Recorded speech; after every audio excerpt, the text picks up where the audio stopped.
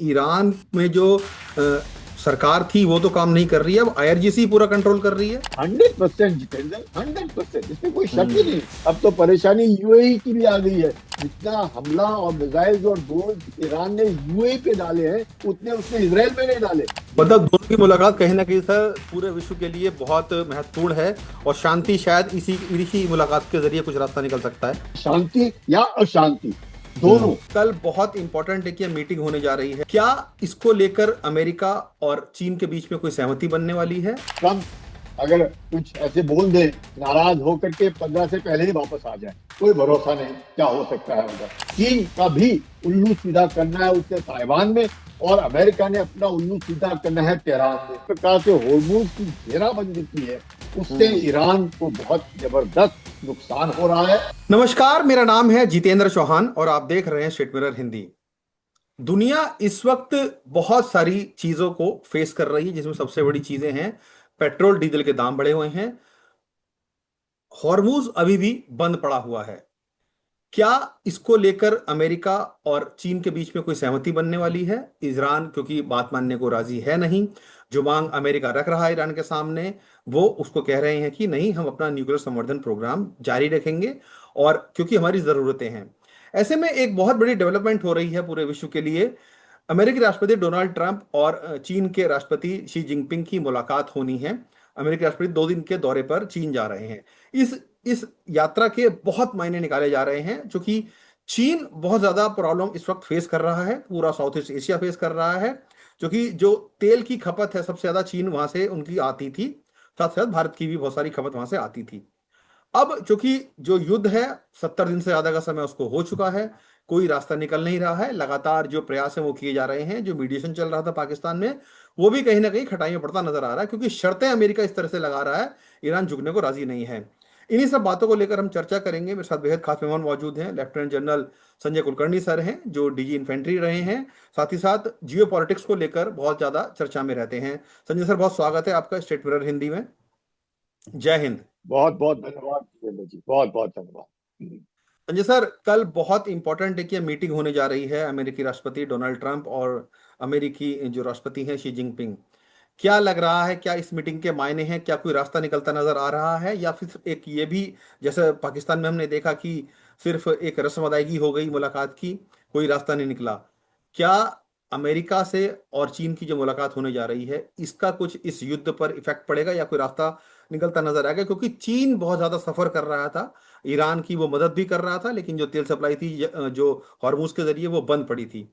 किस तरह देख रहे हैं इस पूरी मुलाकात को सर आप? बहुत बहुत धन्यवाद जितेंद्र जी। थैंक इसमें यू सर। कोई शक नहीं कि आज की तारीख में जिस प्रकार से पूरे विश्व में तनाव, उथल पुथल, तेल के भाव को लेकर के जबरदस्त मारामारी, और हम्म। स्टेट ऑफ हॉर्मुज को लेकर के जो एक तरीके से टेंशन है पूरे विश्व भर में, मुझे लगता है ये जो विजिट है, ये वाकई एक, मतलब इसके दो ही ऑप्शंस हैं। एक, मुझे लगता है सफल।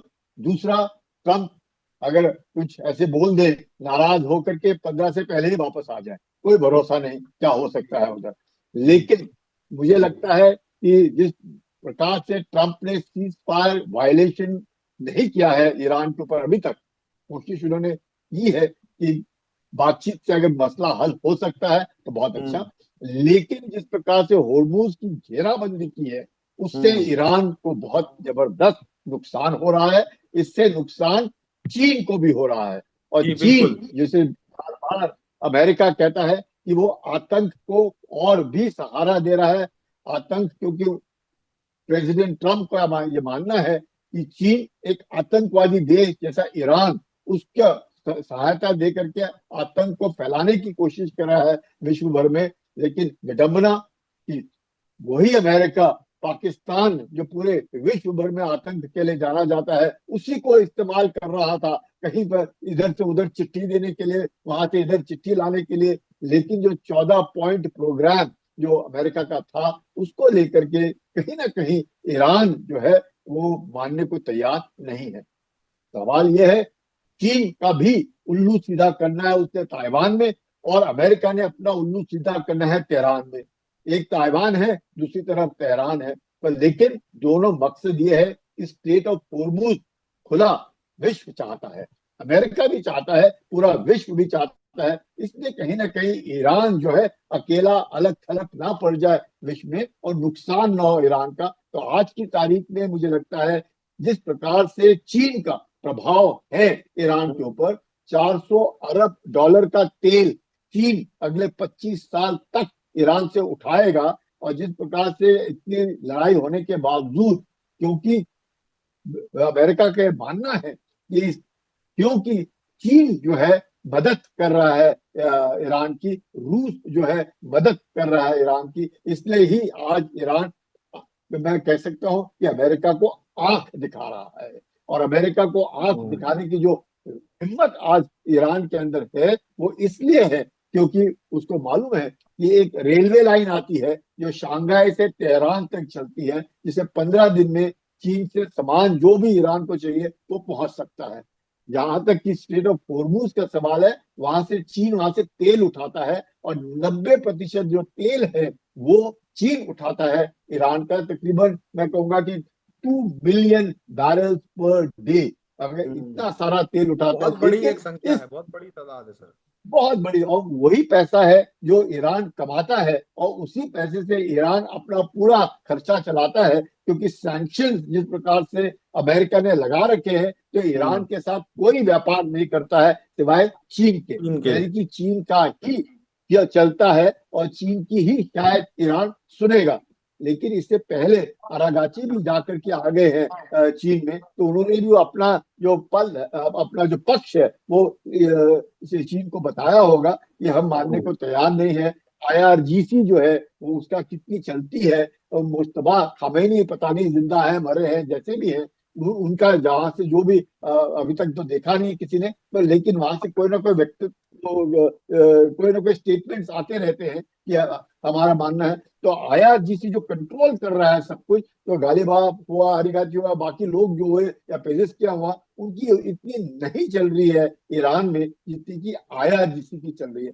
लेकिन आईआरजीसी किसी को मिल नहीं रहा, मिल वो नहीं रहा सिर्फ है। अपना और हम्म। ऐसा हुक्म चला रहा है जिससे ईरान का आज भी अस्तित्व है और तो सर ईरान सर के क्या, ऊपर सर किसी ने भी संजय सर पकड़ क्या नहीं इसमें है। मान सकते हैं, संजय सर क्या इसमें मान सकते हैं कि ईरान में जो सरकार थी वो तो काम नहीं कर रही है, अब आईआरजीसी पूरा कंट्रोल कर रही है? 100% जितेंद्र, 100%, इसमें कोई शक ही हम्म। नहीं है। क्योंकि पेजेस किया हुए, अरिगाची हुए, ये जो लोग हैं ये सब जानते हैं। और ये जानते हैं, गालिबाफ हुआ ये कि अगर हम उन्होंने ज्यादा खींचा तो ईरान के अंदर ही एक तरीके से विद्रोह होने का खतरा है। क्योंकि महंगाई बहुत बढ़ गई है, खाने पीने की किल्लत हो गई है, स्ट्रेट ऑफ होर्मुज बंद हो चुका है, 40-50 दिन का उनके पास स्टॉक हो सकता है, तो कल हम्म। आटा पानी चावल सबकी दिक्कत शुरू हो जाएगी। और तो सबसे बड़ी बात तो ये है ईरान के अंदर कि अगर ईरान तेल बेच नहीं पा रहा है, क्योंकि खर्ग आइलैंड में जितने उसके कंटेनर्स हैं वहां पे वो 50 मिलियन बैरल ऑफ तेल वो वहां पे स्टोर कर सकता है, और तकरीबन 3 मिलियन बैरल पर डे तेल निकालता है। लेकिन हम्म। क्योंकि सैंक्शन लगे, स्टेट ऑफ होर्मुज बंद है, तो वहां के जो टैंक्स है, अंडरग्राउंड टैंक्स है, वो सब भरे हुए हैं। भरे और हुए हैं। प्लस फ्लोटिंग पूरे के पूरे भरे हुए, प्लस फ्लोटिंग टैंकर्स हैं वो भी भरे हुए हैं।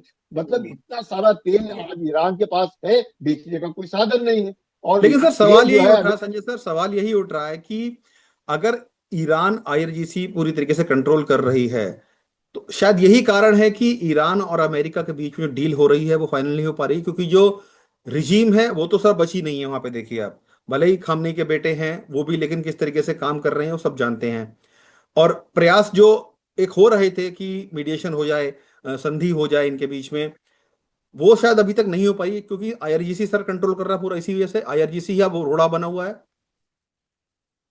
नहीं, वाहिदी जो आईआरजीसी के कमांडर है वो पहले भी एमन जहाद के वक्त में डिफेंस मिनिस्टर थे, जी। उसके बाद वो वहां पे इंटरनल सिक्योरिटी मिनिस्टर थे। आज वो हम्म। आईआरजीसी के कमांडर हैं। इससे पहले वो कुर्स के कमांडर थे, इससे पहले वो सुलेमानी के साथ रह चुके हैं, इससे हम्म। पहले खामेनी वो बिल्कुल नजदीकी हैं, उन्होंने ही इनको बनाया है। तो ऐसा आदमी जो आईआरजीसी के आज चला रहा है, वो सरकार भी जानता है, कूटनीति भी जानता है, राजनीति भी जानता है, और कमांडर भी है मिलिट्री का।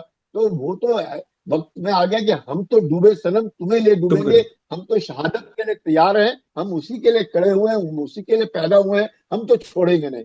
छोड़ेंगे नहीं। सर लेकिन कल जिस तरीके से ट्रम्प और शी जिनपिंग की मुलाकात होने जा रही है, उससे क्या उम्मीद है सर आपको लगती है?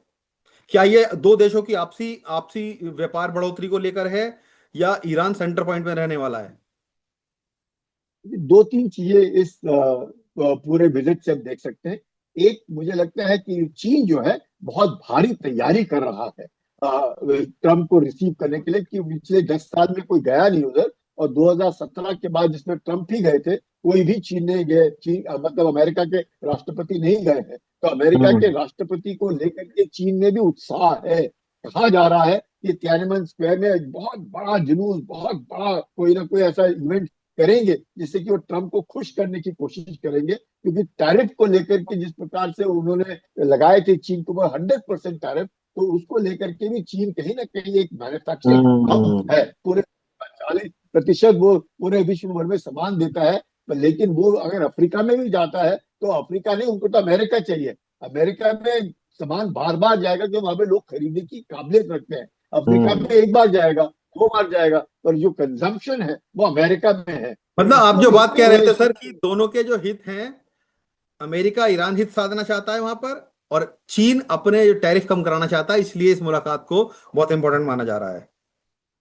बिल्कुल। और ताइवान को लेकर के कहीं ना कहीं चीन का ये मानना है कि ट्रम्प जो है चुपचाप रहे, क्योंकि 11 बिलियन डॉलर का दिसंबर में उन्होंने उनको हथियार बेचे हैं। तो जो हम्म। हथियार बेचे हैं चीन के बरखिलाफ बेचे हैं। तो कहीं ना कहीं ऐसे माना जा रहा है अब, जबकि अमेरिका थोड़ा सा मुश्किलात में है ईरान को लेकर के, यूक्रेन को लेकर के, तो इन सबको देखते हुए उनको लग रहा है कि शायद ट्रम्प जो है ताइवान को लेकर के नरम पड़ेंगे। अगर ताइवान को लेकर के नरम पड़ेंगे तो जो अमेरिका है वो बार बार चीन को कहने की बात कर रहा है कि आप हमारा आर्टिफिशियल इंटेलिजेंस है, आप हमारी जो टेक्नोलॉजी है वो चोरी कर रहे हैं, हम्म। और वो चोरी ना करे। अगर आप चोरी करेंगे तो मैं दोबारा टैरिफ लगाऊंगा। और जो सेमीकंडक्टर बनते हैं ताइवान के अंदर, तो ये जो चीजें हैं टेक्नोलॉजी को लेकर के, टैरिफ हम्म। को लेकर के, रेयर अर्थ मिनरल्स को लेकर के, इन सब के ऊपर ट्रम्प जो है उनसे बात करेंगे, क्योंकि अभी विश्व के दो सबसे बड़े नेता,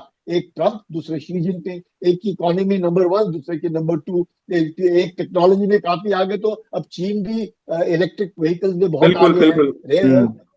90% चीन आगे है। तो चीन भी अपना दबदबा बनाए रखेगा। अमेरिका का ऑलरेडी दबदबा है, लेकिन अमेरिका जिस प्रकार से युद्ध में एक तरीके से अटका हुआ है, फंसा हुआ है, और ये जो गले में हड्डी अटकी हुई है ईरान वाली, वो नीचे जा रही है ना, निकल बाहर आ रही है, तो वो हम्म। जो है, वहां पे ट्रम्प को लगता है कि हो सकता है, पाकिस्तान तो वैसे ही एक मतलब खोदा पहाड़ निकली चुहिया, लेकिन ईरान के लिए उनको मालूम है कि ये जो लड़ाई अगर कोई रोक सकता है हम्म। या ईरान के ऊपर कोई दबाव डाल सकता है तो वो है चीन, क्योंकि चीन। चीन ही उनको खाना खिला रहा है, चीन ही उनका तेल उठा रहा है, तो एक तरीके से चीन ही उनको जिंदा रख रहा है, तो चीन ही उनके ऊपर प्रभाव डाल सकता है। तो ये विजिट जो है, उम्मीद कर सकते हैं कि विश्व भर में अगर स्ट्रेट ऑफ हॉर्मूज खुला रहता है तो पूरे विश्व भर में, भारत में भी जिस प्रकार से प्रधानमंत्री ने कहा है कि अपनी हम्म। कमर कस लो, सिंगापुर के प्रधानमंत्री ने कहा है अपनी कमर कस लो, पूरे विश्व के नेता सब कह रहे हैं अपनी अपनी कमर कस लो,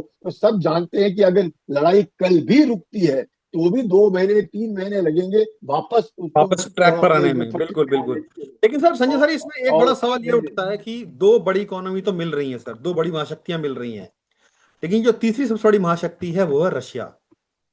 अभी तक सर हम देख रहे थे कि रशिया और चाइना ईरान के सपोर्ट में आए हुए थे, और चीन और रशिया मिलकर काम कर रहे थे सर। अब सर इस मुलाकात के बाद लग रहा है कि शायद दोनों देश आपस में करीब आएंगे, जो कि संभावना काफी ज्यादा है, क्योंकि दोनों को अपने हित देखने हैं। ऐसे में सर रशिया अब कहाँ स्टैंड करेगा सर? रशिया की क्या स्थिति होने जा रही है? क्योंकि पुतिन अलग तरीके से अपनी राजनीति करते हैं, और जो उनकी एक इमेज है कि हाँ हम अमेरिका के खिलाफ खड़े हुए हैं। चीन अमेरिका अगर क्लोज आ जाते हैं तो रशिया का क्या स्टैंड रहने वाला है सर? देखिए, रूस जो है आज की तारीख में खुद पुतिन कह रहे हैं कि यूक्रेन की लड़ाई समाप्त होने के दिन नजदीक आ रहे हैं। वो खुद हम्म। चाहते हैं कि ये लड़ाई समाप्त हो जाए।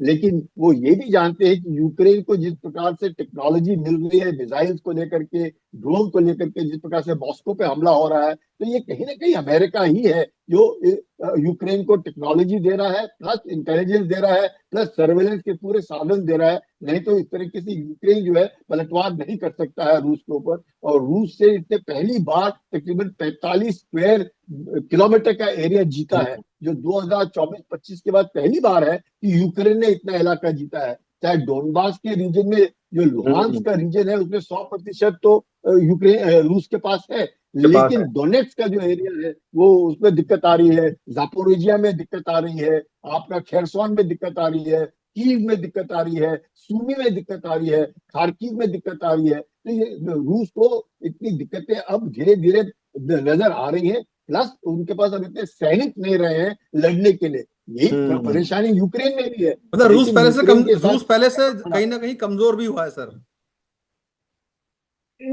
अब ना कमजोर नहीं कहूंगा, पर अब उसको लगने लगा है, जिसे बोलते हैं ना वॉर फटीग।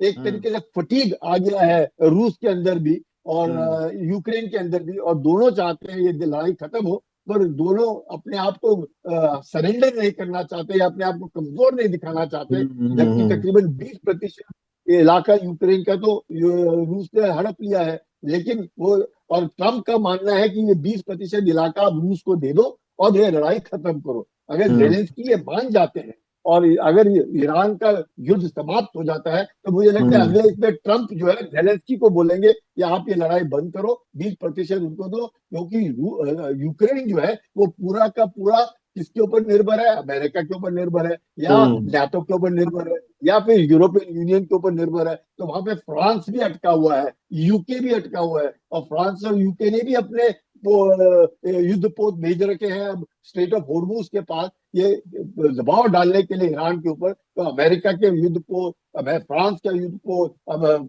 यूके के युद्ध पोत, ये सब पहुंच रहे हैं। और इधर ट्रंप जो है चीन में है, तो कहीं ना कहीं ईरान के ऊपर जबरदस्त दबाव डाला जा रहा है, और जिससे कि ईरान चीन की बात पे वो मान ले, लड़ाई समाप्त करे। और हम्म, न्यूक्लियर को लेकर के बहुत बड़ा मुद्दा है, जो 400 किलोग्राम 60% एनरिचमेंट जो कहीं ना कहीं गुम है, तो उसको लेकर के शायद मुझे लगता है अमेरिका बातचीत में मान जाएगा। जो 12 साल का उन्होंने कहा है कि 12 साल तक जो ईरान है न्यूक्लियर को लेकर के कोई कार्रवाई नहीं करेगा, और मिसाइल्स और ड्रोन को लेकर के, जिससे कि इसराइल जो है, जिसको जिसके अस्तित्व को एक जबरदस्त आंच आ रही है। क्योंकि अगर ईरान के पास न्यूक्लियर है, ईरान के पास ड्रोन्स हैं, ईरान के पास मिसाइल्स हैं जो इसको इसराइल को ठोक सकते हैं, तो दिक्कत है। हम्म, उतना ही नहीं, जितनी अब तो परेशानी यूएई की भी आ गई है। जितना हमला और मिसाइल्स और ड्रोन ईरान ने यूएई पे डाले हैं, उतने उसने इसराइल में नहीं डाले। तो आप समझ सकते 2800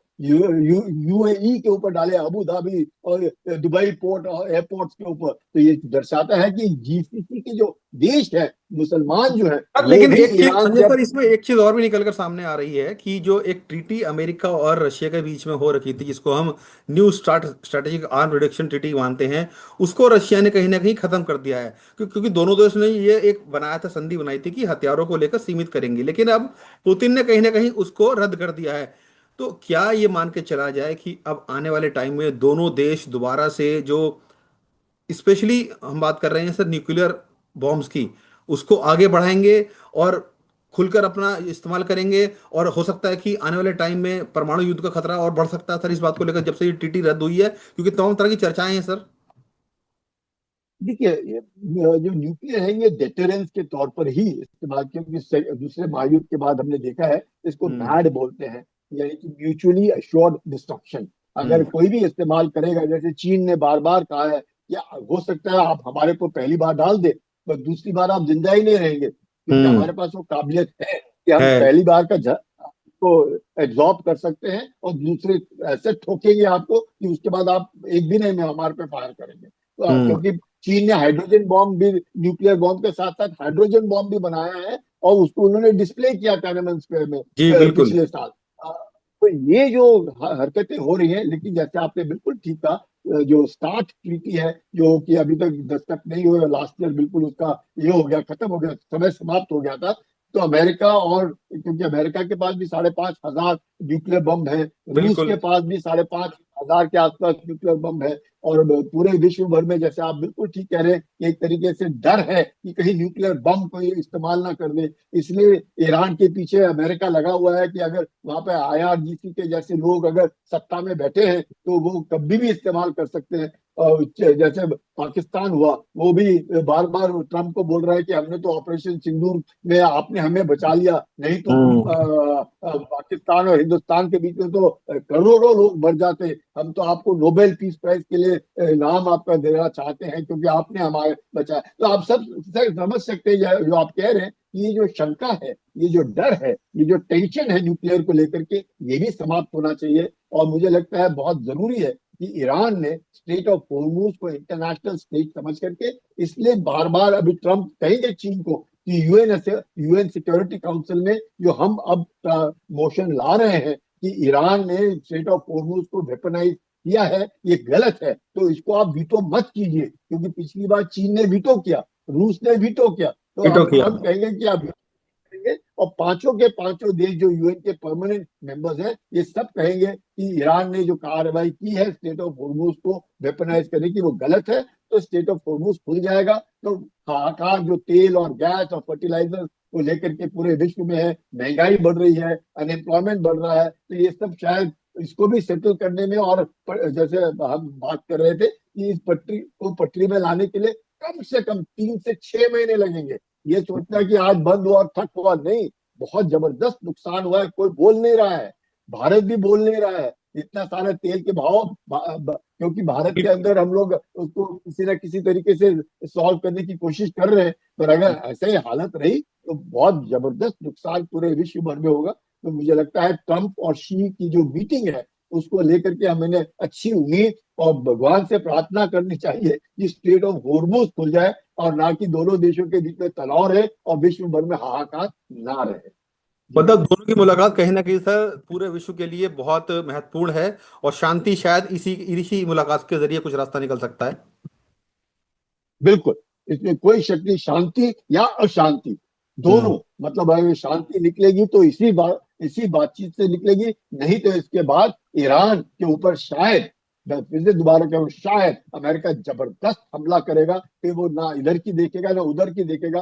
अब उन्होंने ठान ली है कि अब हम उसको छोड़ेंगे नहीं, क्योंकि वहां पे IRGC है, तो हथियार तो उन्हीं के पास है। उन्होंने अब अगर अपने खुद के 42,000 लोगों को मारा है कि अगर आप अपने देश के उनके हिसाब से बरखिलाफ हैं तो हम आपको जीने नहीं देंगे। तो ईरान में भी सब झंडे के नीचे खड़े हैं, क्योंकि वो भी डरते हैं, सबको अपनी जान प्यारी है। तो बिल्कुल मुझे लगता बिल्कुल। है ईरान में भी अच्छे लोग हैं, बहुत अच्छे लोग हैं, लेकिन सर बहुत ईरान आगे ईरान बढ़ने जिस का। तरीके से सर अडिग हो रखा है, जो IRGC है, वो शर्तों को नहीं मान रही है। अभी भी हमने देखा था कि अमेरिका की तरफ से कुछ शर्तें रखी गई थी, सूत्रीय कार्यक्रम बनाया गया, लेकिन ईरान क्लियर कट मना कर रहा है कि हम इन शर्तों को नहीं मानेंगे। भले ही चीन और अमेरिका दबाव डालें, चीन अगर दबाव डालता भी है कि आप ये शर्तों को मान लीजिए, लेकिन ईरान कहता है कि नहीं, हम हमारा जो न्यूक्लियर प्रोग्राम है, जो एनरिच यूरेनियम है, उसको आगे अपने एनर्जी के लिए यूज करेंगे। लेकिन अमेरिका भी कहीं ना कहीं अड़ा हुआ है। तो सर ऐसे में इन सबके बीच में क्या रास्ता निकलता देख रहे हैं आप? क्या अमेरिका के और चीन के दबाव में ईरान आएगा? आपको लगता है सर ऐसा? कि देखिएगा, न्यूक्लियर का जहां तक सवाल है, मुझे लगता है ईरान का नुकसान हो गया है, और ईरान को खुद भी बम बनाने में अब 5-6 साल लग जाएंगे। उनको तो कोई इधर का उधर नहीं, अनलेस अनटिल हम्म। नॉर्थ कोरिया जैसे देश या हम्म। पाकिस्तान जैसे देश जाके उनकी मदद करे, जो पहले भी करते थे। नहीं तो ईरान की इतना नहीं हो सकता था, क्योंकि ये सब देश मदद कर रहे थे। लेकिन उसको देखते हुए भी, और जिस प्रकार से अब IAEA की नजरें होंगी, जिस प्रकार से सैटेलाइट्स है सब, मतलब अब मुश्किल है। मुझे नहीं लगता न्यूक्लियर इतना बड़ा है। लेकिन ईरान का जो ये कहना है कि लेबनान के अंदर जिस प्रकार से हम्म। हिजबुल्लाह को लेकर के, और गाजा के अंदर हमास को लेकर के, यमन में हुदी को लेकर के, उसके ऊपर इसराइल कार्रवाई ना करे, तो मुझे नहीं लगता है इसराइल तो कार्रवाई करेगा। इसराइल, क्योंकि लगता है वो इसराइल को अब इस वक्त कि ईरान अब मदद नहीं कर पा रहा है, हिजबुल्लाह के ऊपर जबरदस्त प्रहार हो रहा है, गाजा में हमास के ऊपर प्रहार हो रहा है, इधर हम्म। हूती बिल्कुल चुप बैठे हुए हैं। तो मुझे लगता है वक्त ये मिला है इसराइल को अपना मतलब मैं कहूँगा मजबूती पाने के लिए। और इस वक्त में सदर्न लेबनान जो है धीरे धीरे करके इसराइल के कब्जे में आ गया, येलो लाइन गाजा में मजबूत हो रही है, तो कहीं ना कहीं इसराइल अपने को मजबूत और सुरक्षित बनाने की कोशिश कर रहा है। ईरान जो है उनकी मदद नहीं कर पा रहा है, और ईरान को वो मदद करने नहीं देंगे, क्योंकि ईरान का मिसाइल और ड्रोन के ऊपर भी दबाव डालेंगे, और ईरान को उभरने के लिए, अपने आप उभरने के लिए कम से कम 25 साल लगेंगे। अगर मदद करता है पूरा देश, जिसके लिए उन्होंने टोल खोल रखा है हॉर्मुज में कि हम तो टोल वसूली करेंगे तभी हमारा देश को पैसा मिलेगा, तो वो भी नहीं करने देंगे। तो ईरान भी अब जानता है कि कहीं ना कहीं कितना भी कर ले, पुरानी सभ्यता को अगर एक सभ्य खत्म नहीं रहना कर है पाएंगे, तो बिल्कुल। वो शायद नहीं कर पाएगा, अकेला ईरान नहीं कर पाएगा। ईरान अलग हम्म। थलग पड़ जाएगा विश्व में, तो उसको स्टेट ऑफ हॉर्मुज खोलना ही पड़ेगा।